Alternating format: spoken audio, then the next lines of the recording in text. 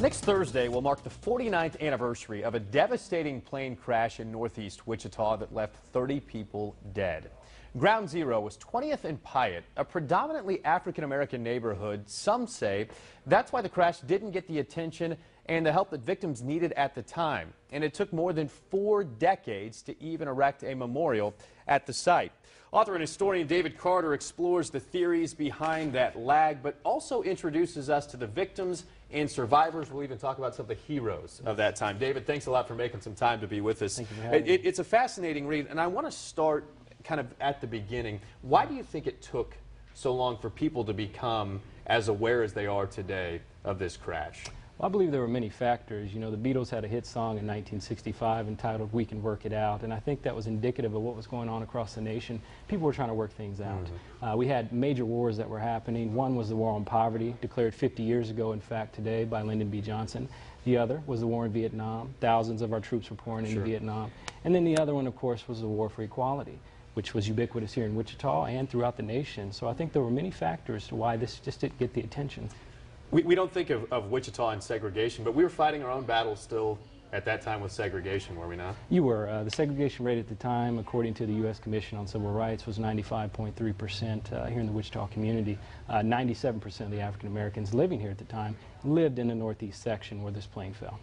Let's talk about what went wrong on that day. Yes. What happened? Well, you know, it starts out on a cold Saturday morning, January 16, 1965, with 7 men who were completing a very unique refueling mission of the KC-135, with the KC-135 for the B-52 bomber. And they take off from McConnell Air Force Base at 9:27 a.m., and 3 minutes into the flight, the pilot calls, "Mayday, Mayday, Mayday." And they were never heard from again. There were mechanical failures. I do address that in the book, that the pilots were simply not prepared for. The only reason that the plane was here was because they were trying to work through some of those mechanical problems. Yeah, that's interesting. You mentioned that. I think another one of the things that has caused this to get lost over time, and we mentioned it kind of coming into the piece, is it happened so close in proximity in time to the Wichita State football plane crash. You had a relatively similar number of casualties, and even though it happened in 2 very different areas, Colorado and here in Kansas, I think that people do at times confuse the two. Is that fair to say? They do. You know, I spoke with a young airman a couple years back and told him about this incident, and he's at McConnell now, stationed there, but growing up, he'd heard from his grandfather that it was the WSU plane crash that occurred on Piatt Street and not this incident. So there was confusion there, and there still is in the community, and hopefully I can solve some of that problem. We talked about some of the racial tensions at the time, but there also were some real heroes that emerged from this situation. Talk about some of those. Yeah, these were gallant men and women who responded that day to a 500-foot-high fireball that engulfed the entire block. We're talking 31,000 gallons of jet fuel immediately dropped on 20th and Piatt Street. Wow.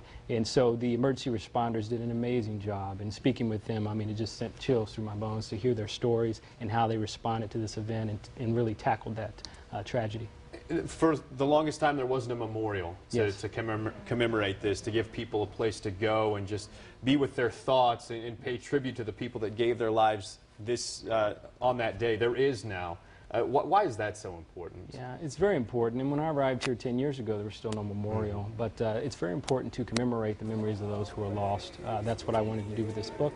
That's what the committee did with the memorial. Several individuals throughout the community came together and really decided that it was time to have something in place to recognize that loss of life. And I'm glad they did. What if people take away one thing from your book, what will be the most important thing? Most important thing would be, of course, cherishing the memories of those who were lost. That's why the book was written. I wanted to provide closure. So I hope they take that away. But they can also understand how we respond to tragedy as human beings and what it means to us.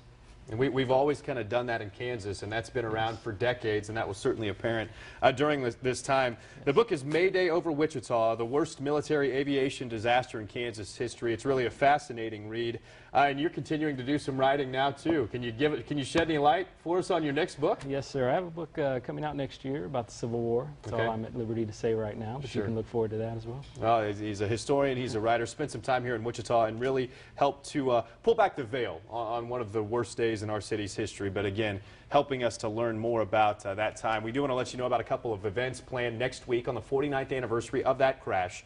At 1 o'clock on Thursday, a remembrance ceremony will be held at the Piatt Street Memorial. Then at 2:30, Senator Oletha Faust-Skidoo will introduce a resolution in the State Senate chamber to remember the tragedy and a documentary on that crash will air at 8 o'clock that evening on KPTS. DW David Carter, thanks a lot for stopping by. Appreciate the time. Best of luck.